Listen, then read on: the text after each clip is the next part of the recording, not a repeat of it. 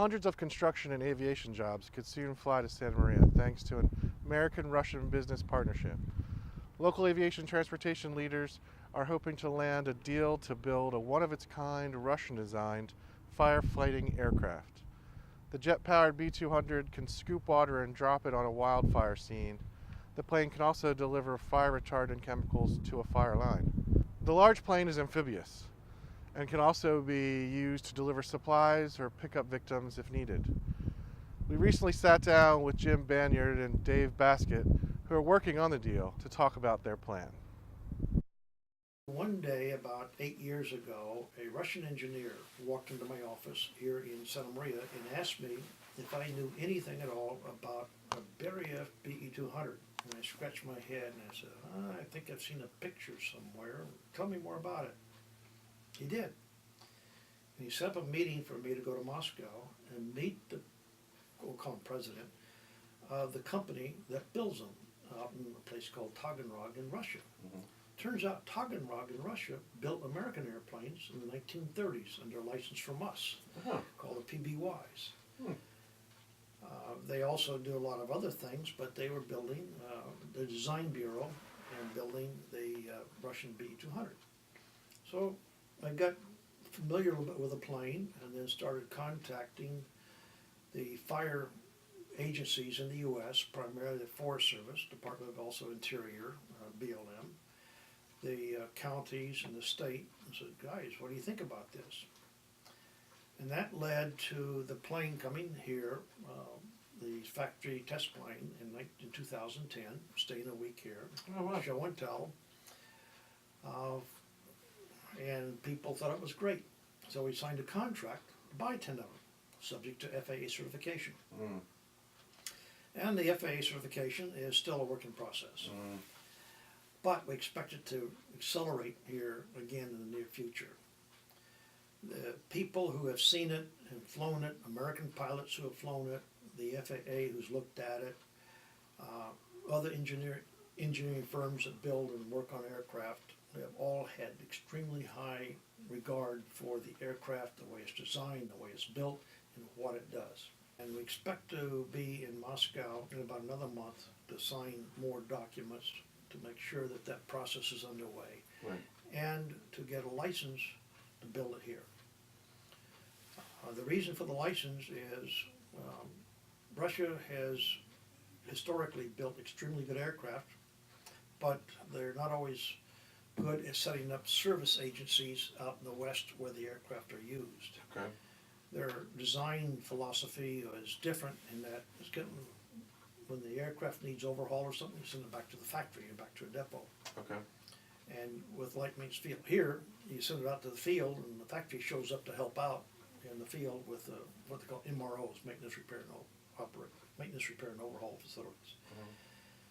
So if somebody has one of these, let's say in Canada or down in Chile, and something goes wrong, it's easier to support it from here, Santa Maria, than it is from Taganrog, which is a military town and there's restrictions and other things. You know, Seaplane Global will be the entity that makes the international variant of the aircraft and market that to all these different countries that have been using water scooping aircraft in the past, such as Greece, Spain, Italy. The United States is here finally starting to embrace water scoopers on the federal level with the Forest Service. They've had, for the last 2 years, scoopers fighting fires right here in California and Nevada, operating out of Lake Tahoe. But the door is now opening, and that we hope that our timing, introducing the BE-200, will be just perfect in that, you know, the Forest Service may be interested in contracting a bigger and better airplane for water scooping operations. And then of course California has shown some interest in a water scooping aircraft. So I figure if everything goes right, you know, the first airframe built here in Santa Maria or here in the United States might fly in about 3 years. Between now and then, we'll have to build the facilities for it. You know, the MRO facility, training facilities, and hopefully that's going to all happen right here, Santa Maria. Trying to get support from the state of California, you know, incentives. We've already got support from the airport here and the local community. So we're trying to put all those pieces of the puzzle together. Right. That, you know, when it's all done and over with, they go, man, this is the place to come to. We've got the space for it. We have the land. We have the workforce. The prices are right for labor. We have the technical expertise in the area. We can bring some good paying jobs back to this area that we've lost over the years. So that's our mission, is to not only market the aircraft internationally, but to hopefully have it built under license in the U.S. and have the final build and MRO facility right here in Santa Maria. And after linking up with Airbus, which has had a long-term interest in this, Airbus and us have agreed that we will build it here. There's been some arm wrestling over location, whether it's Alabama or some other places, or Toulouse, but at the moment, I think the arm twisting for Santa Maria is a little bit tilting our way. That's great. The advantages of the BE-200 are that, number one, it's the only second airplane that's been designed and put in production for scooping up and delivering liquid from a place where liquid is to a place where liquid needs to be put. And the first was, and I mentioned, was the Canadian series. Currently, this is the other clean sheet. Everything else that's out there flying has been converted from something else. Why don't you tell us about the B-200? Why is it the plane that you guys chosen to be part of this mission? Well, you know, historically, aerial firefighting aircraft have been mostly military aircraft or commercial aircraft, more and more commercial aircraft like airliners that have been repurposed. They were never designed for aerial firefighting in the first place, which is pretty stressful on airplanes. Not only the engines, but the airframes themselves. Right. And you need something that has really good performance as well, because you get into some pretty tight situations. You get, you know, obviously the firefighting happens in the summer, so it's hot. Right. Performance on aircraft degrades when it's hot. A lot of times the firefighting is done in rough, rugged terrain, mountainous terrain. So you need a higher degree of performance and maneuverability. Sure.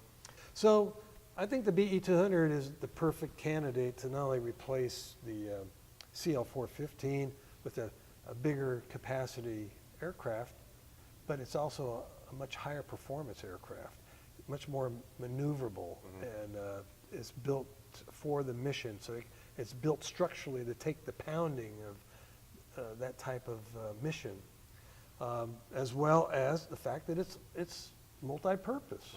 It just happens because of the way they designed the aircraft. It's got a nice cavernous interior, so it can do other things. As you see it right here, what happens is the aircraft comes down at about 100 miles per hour. Usually use the term knots, 95 to 100 knots, about 110, 15 miles an hour. And it levels out on the water, and scoops go down. In the back here in the very back, under the steps, there are two scoops about the size of this laptop. And they rotate down, and one scoop, moving 100 miles an hour is a lot of force. One scoop, the water jams in and goes to the forward tanks under the floor, and the other scoop, water jams in, goes to the aft tanks, so the aircraft remains balanced. The CG doesn't change. And then sitting in the cockpit is a gauge that shows the water coming up on a vertical gauge, and when it hits the fuel line that shows the total weight of fuel, maybe you got 2 tons of fuel and you've got 10 tons of water, the light flashes, and so you close the gates and take off. And that process takes about how long? About 15 to 20 seconds, depending upon the longest run I've seen is about 20 seconds. You can hit it 16, 17 seconds. What kind of water sources do you need? Fresh You need water? to be pretty big because the aircraft is pretty big. Right? Yeah, but you know, it actually scoops in about the same distance as the CL415. Oh, okay. It only needs about a mile. You get Cachuma, if it's full of water, which Right. right now it's not. Right. Nacimiento, Lake Tahoe for sure. Of course, the ocean, you know, in a protected bay, you know, it can take a sea state of up to 4 feet. So, you know, certain harbors or bays are well suited for scooping. So, and it doesn't matter. You can scoop seawater or freshwater. Now, there are protocols that you have to follow. Sure. When you're scooping freshwater primarily. You can't scoop out of one lake and then run over to another lake and scoop. Because of the types of species that, you know, these certain types of Right. mussels. and Cross and contamination plant life. stuff. Right. Yeah, you don't want to contaminate this lake with something that's in that lake. So Right. there is a protocol. Is the Black Sea, and a place here called Glenjik is where the air show was held. And this is Sevastopol, of course. Now, the eastern part of Ukraine is under Russian influence right now, with the eastern Ukrainian or western Ukrainian, a little bit more like our old Mason-Dixon line, and the Yankees versus the Right. Confederates. So that's where we were. Cool. Out here in the Black Sea, you know, doing stuff and had handshakes, which we build here, subject to some steps, and that's what we're planning to go back to Moscow for, to move those handshakes and agreements and emails into a more formal process with something very critical called money. Right. How big is this facility going to be? For production or for MRO? Or for We'll say MRO first. MRO would be about 30,000 square feet. And then, 34,000. and then a production facility, what size do you think that could be? It'd be sized depending upon what our supply chain provides. Whether it's just basically like Boeing right now with the 787, where you're doing assembly, or whether how much fabrication work that we do in-house. Right, that makes sense. But, and the throughput, you know, that you go through, how long we gotta keep it inside, how many we stack up and back. So it could become quite large, but if you stay efficient and try to keep your costs down, you take the boxes and you put them in, and without waiting too long, bring them out the other side as an airplane. What do you think Santa Marians are going to be able to see out of it? First of all, just to have 10 airplanes here in operation will result in about 100 people, 90 to 100 people, pilots, mechanics, clerks, record maker, FAA, hand holders, and repliers and stuff, just to support those 10. And that's been on contract for some time, and be based right here. Right. To take care of those then, beyond the daily maintenance, like an airline does daily maintenance, airlines will either have a contract MRO, or they'll have their own. An MRO, to take care of these things, should take another 30 to 50 people, so that we can overhaul and take care of other people's aircraft. Plus, it wouldn't be limited to the BE-200. It could take care of things that fly with wings or whatnot. On the production side, there's been various studies done by the Russians, by Airbus, by another company in Colorado that we have association with. And we take the low end of the numbers. The bigger ones are, wow. And the low end is 100 to 200 aircraft over a period of some years. And that's a production rate of, say, 8 to 10 aircraft per year. Minimum 4 or 5. Right now, the Russians can build 4 a year. The Canadians build 4 to 5 a year. The Japanese build 2 a year of their birds. But to move things through, if you've got a long production line, the costs go down. So we build for production rate capacity of 10 per year. Right. And it'll be a 10-year run for 100 birds, or 20-year run for 200. For that, we think, based on estimates, for all the stuff that goes into that, whether it's a guy with a drill press, a guy with a paint or hopefully in this case, a nice lady out here at Artcraft Paint, moving over there and painting all the birds. You're looking at somewhere between 300 to 500 people for a production rate at that level. If this project goes through, that's going to be a lot of traffic coming in, a lot of activity. Can the airport that we have now support that? Absolutely. This is a very underutilized airport. It's got beautiful infrastructure, great capacity, and has been far busier in the past. Just think of what this place was like when P-38s were going out of here every day.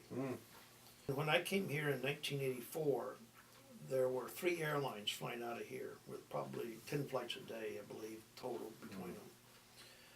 Right now we have one airline that flies 3 or 4 times a week. Nice, good airline. If you want to go to Las Vegas. And the other airline, fortunately, Mokulele, is now flying 4 times a day. I recommend you take a ride on it. But the airport has tremendous capacity. It is fully licensed and certified to handle like Los Angeles.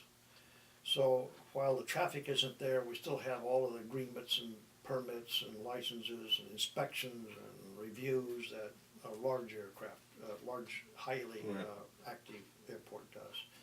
For more local aviation and economic development news, visit santamariatimes.com and follow me, Logan B. Anderson, on Twitter.